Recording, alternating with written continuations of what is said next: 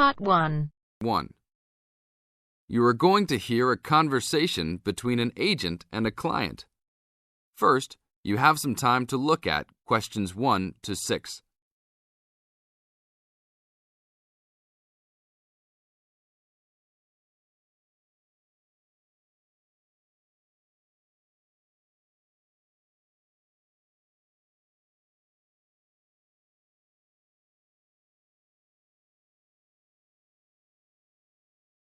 Now listen to the tape and answer the questions. Hello? Hi, good morning. Are you open yet? Yes, we are. Come in. Would you like to rent an apartment in the city? Well, kind of. I'd rather rent one near the harbor if possible. Oh, okay. Do you like the water? Yes, I do, but I actually repair sailboats for a living, so I'd like to be close to work. That's understandable. We all want to live close to work. Well, I think I have something near there. How many rooms would you like? Just one. I'm alone. But I would like to have an extra room for my dog. So you'd like 2 rooms and an apartment that accepts animals. Here's one. It's 1 block up from the harbor and renting for $445. How's that? That's perfect. Just what I was hoping to pay. What floor is it on? Floor? Oh, it's on the 12th floor. That's too high. I'd like to be on the 1st or 2nd floor so that I don't have to use the elevator. My dog, he's scared of them. Oh, well then, that's a little more complicated. Let me make a few calls. Okay, I think I found a couple more for you. Here's one that might suit your needs. How much? $395 a month. That's cheap.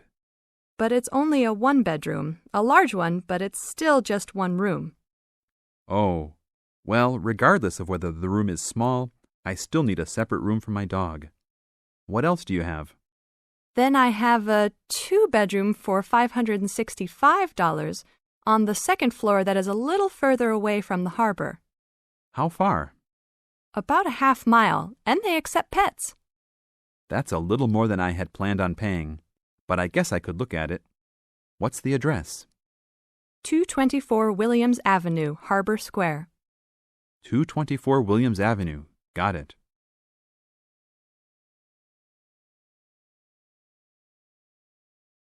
Now look at questions 7 to 10.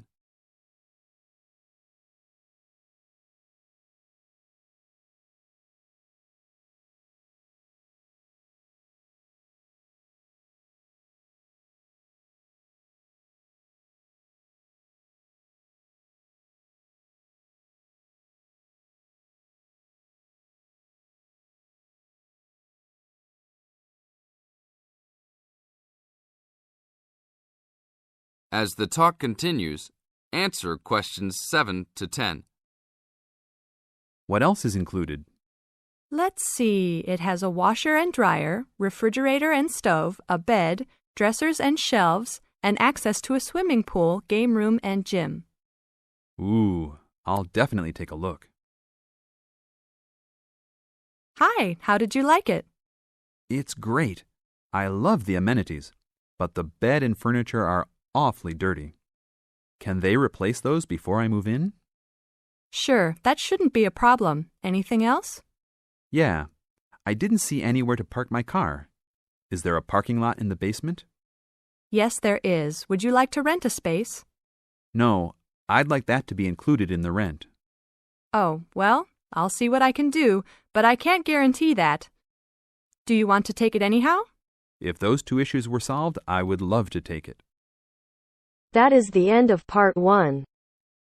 You now have half a minute to check your answers.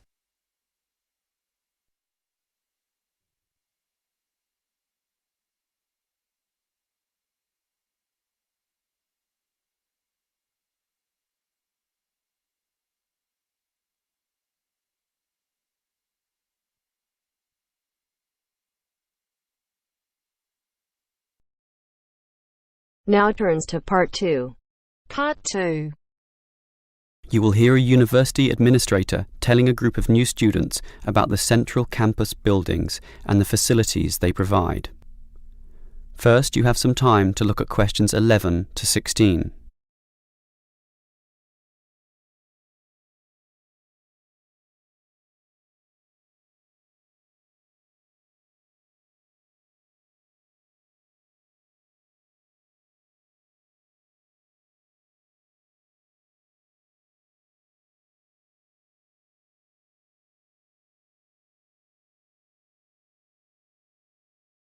Now listen carefully and answer questions 11 to 16. Welcome everyone to the Brandon Complex, the geographical and, we could say, spiritual heart of this university. This is basically where everyone eats too, as you can see by looking around. There are many different cuisines here, Chinese, Indian and Middle Eastern, plus the usual fare of a local type, all in that corner over there.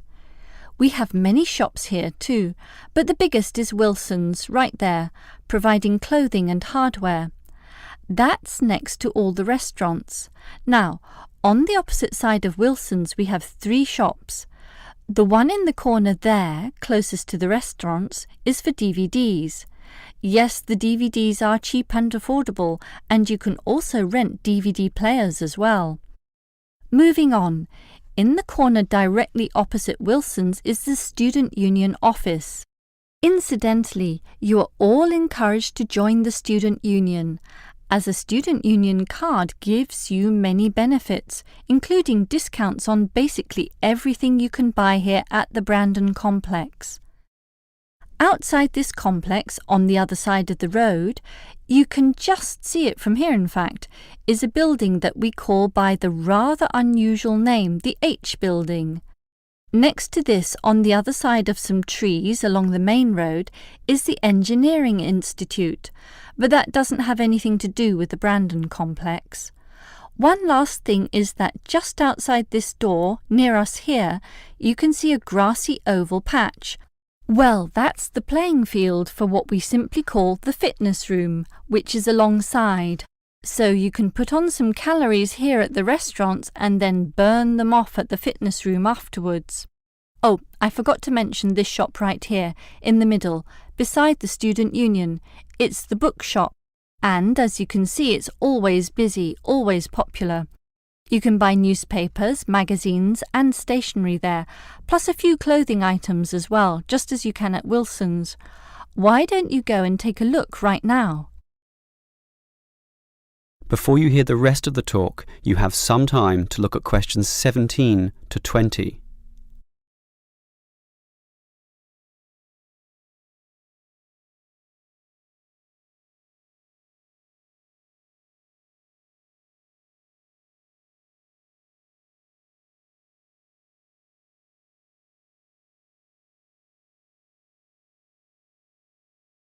Now listen and answer questions 17 to 20.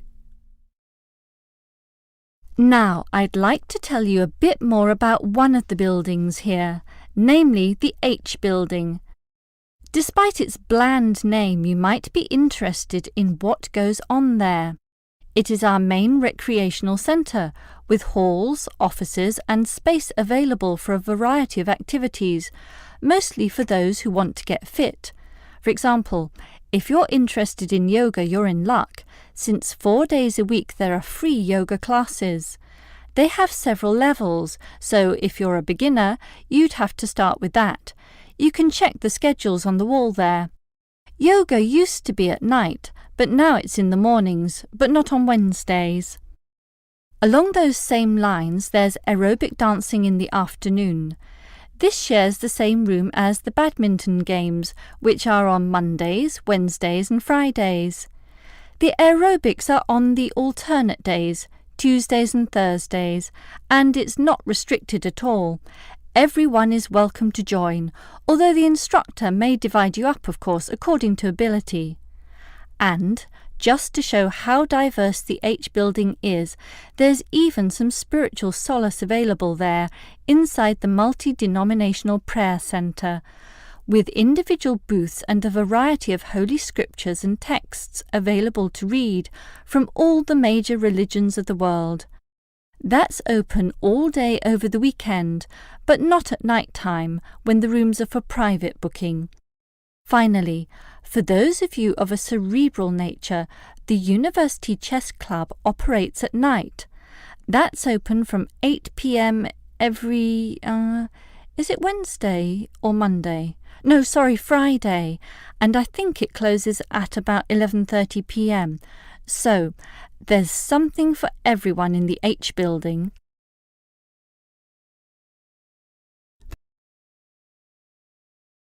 That is the end of part 2. You now have half a minute to check your answers.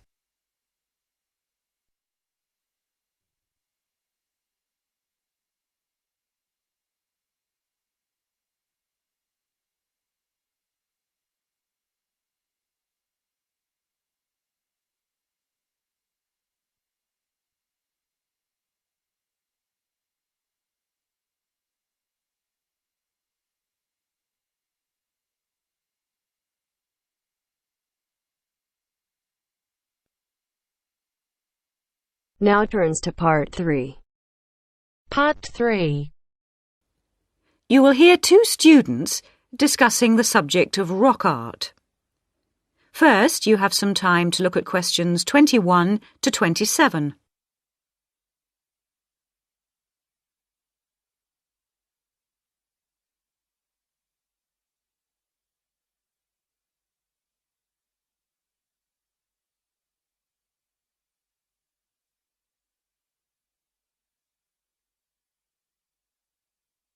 Now listen carefully and answer questions 21 to 27.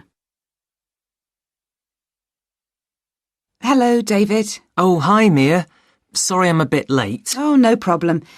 Thanks for agreeing to help me with my assignment today. I really needed to go over it with someone. Sure. You were going to talk about European rock art, weren't you? Yes, the rock drawings in the caves of Lascaux in western France. Oh, fantastic.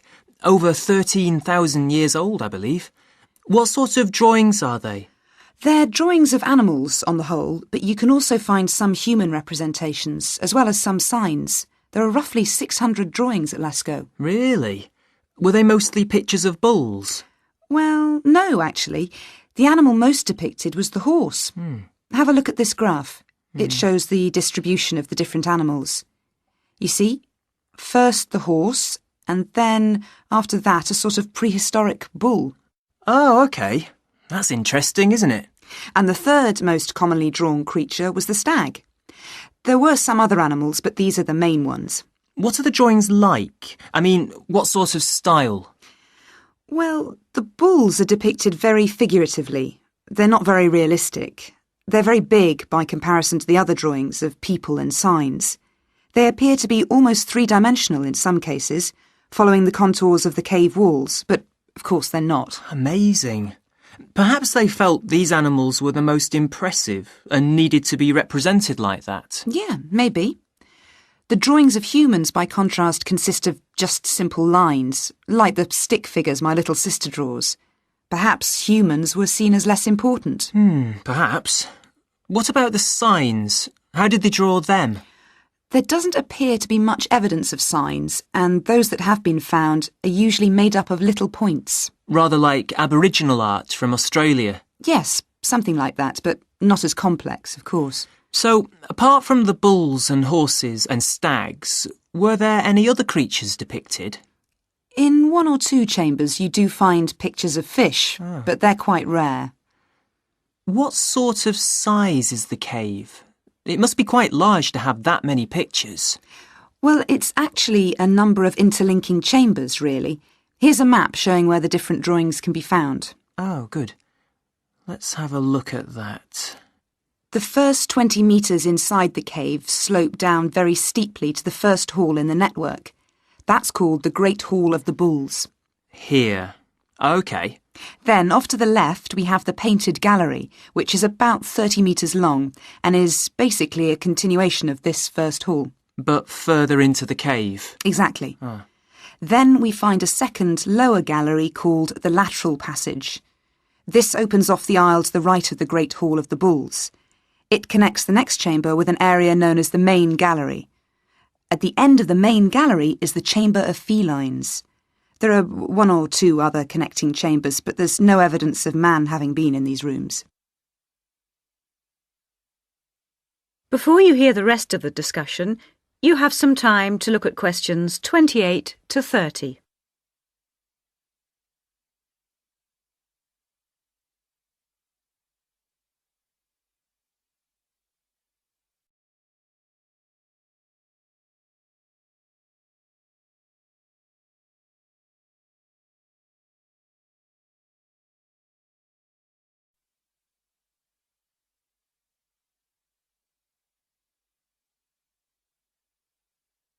Now listen and answer questions 28 to 30.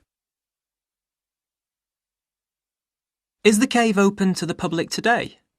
Well, no, because after the initial discovery in 1940, it was opened and literally millions of people came through to see the drawings. Then, in the 50s, the experts started to worry about the damage being done to the drawings, and the government finally closed the Lascaux cave in 1963. Is that so? It wasn't really the tourists that were doing the harm, but the fact that after thousands of years, the cave was suddenly open to the atmosphere, and so bacteria and fungi started to destroy the pictures. You need a special permit to enter the cave now, and very few people can get that, unless they're scientists or have some official status. It's a shame, but I can see that they had to do something to protect the cave. So that means you can no longer see this rock art. Well, not exactly. What they've done is recreate the drawings in a man-made cave, which you can visit. Oh, brilliant. Yeah, the authorities decided to reproduce the two best sections of the site, so they've created a life-size copy of the Hall of the Bulls and of the painted gallery. It's just a cement shell, which corresponds in shape to the interior of the original. So now you can visit the caves without actually harming any of the 15,000-year-old paintings. Mm-hmm.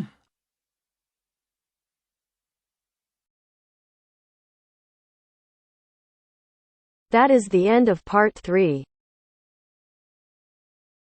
You now have half a minute to check your answers.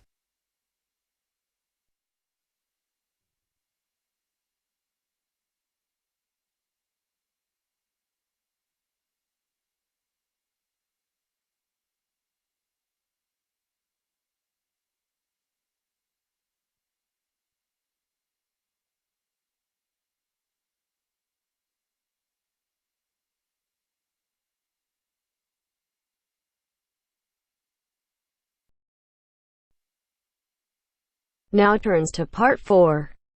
Part 4. You are going to hear the first part of a lecture on American culture and American customs. First, you have some time to look at questions 31 to 40.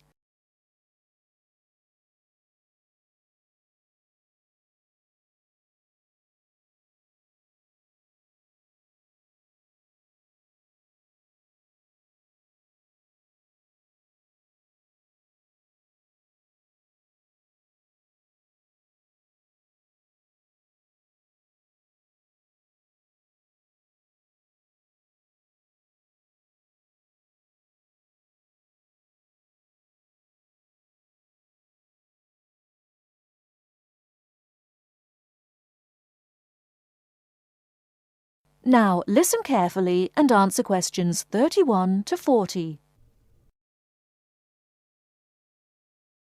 Well, last week we talked about American education, and today I'm going to discuss American values, characteristics, personal habits and courtesies.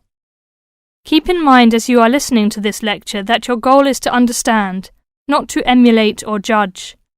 Just briefly, I'd like to mention that there is a remarkable ethnic diversity in the United States. The population of the USA is about 260 million. 73% of the American population is white, 12% is African American, 8% Hispanic, 3% Asian or Pacific Islanders, and less than 1% American Indian or Eskimo. Many Americans resent generalizations being made about them because Americans see themselves as very unique and individualistic. On the other hand, Americans tend to lump foreigners together into one lot and condescendingly view foreigners as people who are not as intelligent or sensible as Americans. Despite Americans' dislike of generalizations and their ethnocentric point of view, it becomes evident that they are indeed American. Americans value individualism, independence, informality, directness, punctuality, achievement, and competition. Individualism is probably the most highly esteemed value in the American culture and an important key to understanding American behavior. In the historical development of the country, individuality was crucial for survival. If you asked Americans to characterize the ideal person, they would probably use adjectives such as autonomous, independent, and self-reliant. Persons tend to be viewed as individuals rather than as representatives of a family or a group. Here are some examples of how this value affects behaviors. 1. If a group of friends go to a restaurant, everyone wants to pay their own way. In other words, they want to have separate checks and not be someone's guest. 2. In friendships, which seem to initially develop more quickly in the US than in other cultures, the Americans may feel uncomfortable if you give them more help than they need. This is a tendency to draw back and see dependency as weakness. In some ways, the stress on the individual rather than the family or group has led to a more informal society. Sometimes this lack of formality is viewed by members of other cultures as a sign of lack of respect. But that is not the intention in the American value system. This informality is even more predominant on the university campus than in other segments of society. Some ways in which you might see this value expressed in behaviors are: 1. You will generally be on a first-name basis with other students, in spite of any age differences. 2. Dress is very informal on campus. 3. Language is informal and sometimes confusing. Phrases like "see you later" and "drop by any time" are not meant literally. They are informal ways of saying goodbye. Americans are direct. Honesty and frankness are more important to Americans than saving face. They may bring up impolite conversation topics which you may find embarrassing, too controversial, or even offensive. Americans are quick to get to the point and do not spend much time on formal social amenities. This directness encourages Americans to talk over disagreements and to try to patch up misunderstandings themselves, rather than ask a third party to mediate disputes. It is particularly interesting to see what behaviors have culturally become associated with straightforwardness. 1. A firm handshake somehow has come to be interpreted as a sign of sincerity. 2. Looking at a person when you speak to him or her gives an indication of honesty. 3. In a question of honesty versus politeness, honesty wins. It is considered better to refuse graciously than to accept an invitation and not go. 4. You will be taken at your word. If you refuse food the first time it is offered, to be polite, it may not be offered again. An American will not know that your initial refusal is politeness. Great value is attached to time in the US. Punctuality is considered an important attribute. As with all values, there are different rules of acceptability in different cultures. In the US, you should be present for school or business appointments at the exact time agreed upon.